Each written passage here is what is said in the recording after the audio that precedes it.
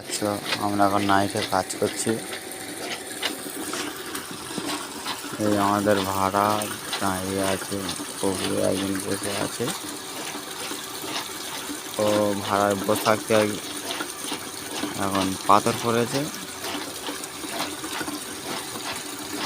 ওই জন্য মোটরটা ধরে আছে।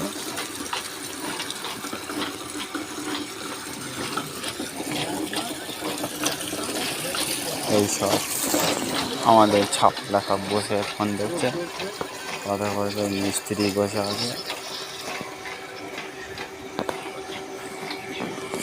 হ্যাঁ, আমাদের হাউস গোবরগাড্ডা মেশিন পার্ট সব বসানো আছে আমাদের। এখন ঠান্ডাটা কম আছে।